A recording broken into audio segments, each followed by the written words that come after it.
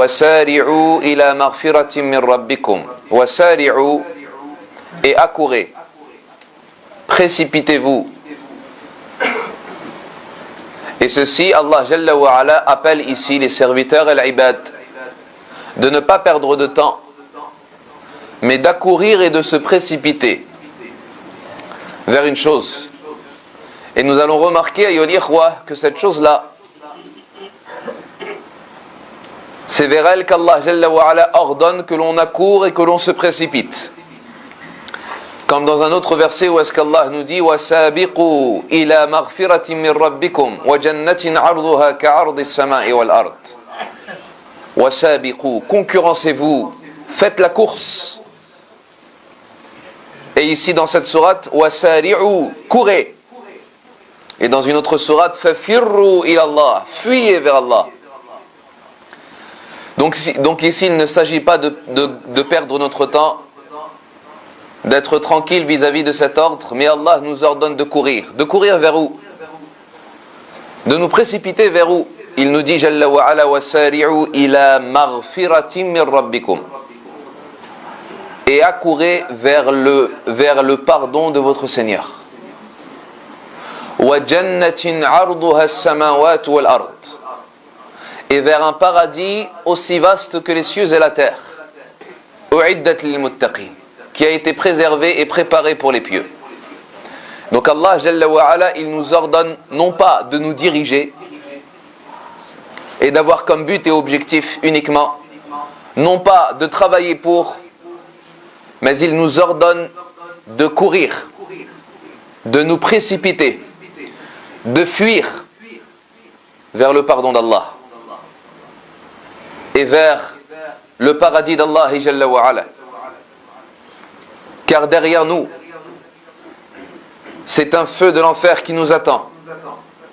Car derrière nous, ce sont nos péchés qui nous retiennent. Car derrière nous, il y a des diables qui veulent nous enfoncer et nous égarer. C'est pour cela qu'ils nous appellent à courir et à nous précipiter et à foncer vers le pardon de notre Seigneur. Vers le pardon de notre Seigneur. Le pardon, na'am. Car nous sommes dépendants du pardon d'Allah Jalla wa Ala. Chaque être humain a besoin qu'Allah le pardonne. Car lorsque tu es un être humain, ya Abdallah, tu es contraint de commettre des péchés. Car un être humain qui ne commet pas des péchés n'est pas un être humain. Mais un être et une créature qui ne commet pas de péché est un ange. Quant à l'être humain et le fils de Adam, c'est dans sa nature humaine qu'il commet des péchés. Ceci est quelque chose qui est naturel. Comme l'a dit le messager d'Allah sallallahu alayhi wa sallam, Kullu bani Adam khata. Tous les fils de Adam font des péchés. Wa khayrul khatta'in at-tawwabun. Et les meilleurs de ceux qui commettent les péchés sont ceux qui implorent le pardon et qui se repentent à Allah. Et dans la suite du hadith, il dit alayhi salatu wassalam dans une version, et si vous ne faisiez pas de péché, Allah vous aurait anéanti et il aurait fait amener une autre création qui aurait fait des péchés et qui aurait imploré le pardon à leur Seigneur et Allah leur aurait alors pardonné. Donc en réalité, Allah nous a créés avec cette nature de commettre le péché. Mais il a voulu en nous que nous nous précipitions vers son pardon. Que nous accourions vers le pardon d'Allah. Donc ta nature, ya Abdallah, ce n'est pas d'être parfait. Allah ne te demande pas d'être parfait. Allah n'exige pas de toi que tu sois un ange.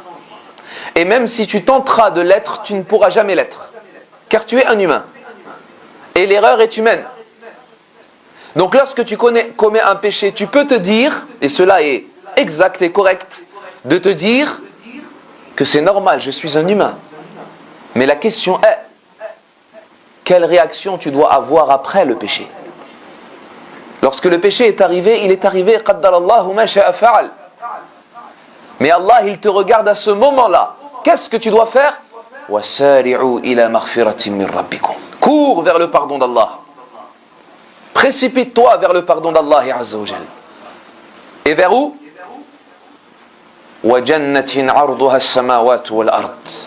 Et vers un paradis aussi vaste que les cieux et la terre. Cours vers ce paradis aussi vaste que les cieux et la terre. Et ne reste pas attaché au bien de ce bas monde et dunya. Cours vers un paradis aussi vaste que les cieux et la terre. Car la demeure de ce bas monde ne vaut rien auprès d'Allah. Cours vers un paradis aussi vaste que les cieux et la terre. Car cette demeure est négligeable face au paradis al-Jannah. Alors ne t'attarde pas à te préoccuper de l'argent, à vouloir t'enrichir, à vouloir construire et élever, à vouloir emmagasiner et économiser, à vouloir vivre dans cette vie comme si tu te croyais éternel dans ce bas monde. Non, ya Abdallah, délaisse ce bas monde et cours vers le paradis. Délaisse ce bas monde et cours vers le paradis d'Allah Azza wa Jal. وسارعوا إلى مغفرة من ربكم وجنة عرضها السماوات والأرض أعدت للمتقين. Puis il nous dit Allah, vers un paradis aussi vaste que les cieux et la terre, qui a été préparé pour les pieux. Ici dans ce verset, il y a une preuve que le paradis existe déjà. Car Allah nous dit أعدت للمتقين. Un paradis qui a été préparé déjà pour les pieux al-muttaqin. Donc le paradis, Allah l'a déjà créé. Il est présent. Et il attend. Il attend l'entrée de ceux qui auront mérité la récompense d'Allah Jalla wa Ala. Et il est préparé pour qui? Pour al-muttaqin, pour les pieux. Et à chaque fois que vous voyez dans le Coran, généralement al-muttaqun, Allah Jalla wa Ala parle de leur récompense qui n'est autre que le paradis al-Jannah. C'est pour cela qu'en réalité la solution elle est simple pour avoir le paradis. Il suffit de devenir pieux. Et je ne sais pas si vous vous rappelez du premier cours que l'on a fait au début de Ramadan. Mais nous avions évoqué que l'objectif principal du jeûne de ce mois béni, c'est de devenir pieux. Ya ayyuhalladhina amanu kutiba alaykumus siyam kama kutiba ala alladhina min qablikum la'allakum tattaqun. Ô vous qui croyez, vous a été rendu obligatoire le jeûne, comme il a été rendu obligatoire à ceux qui vous ont précédés, afin de devenir pieux, afin d'atteindre la piété. Pourquoi? Car qu'est-ce qui est préparé aux pieux?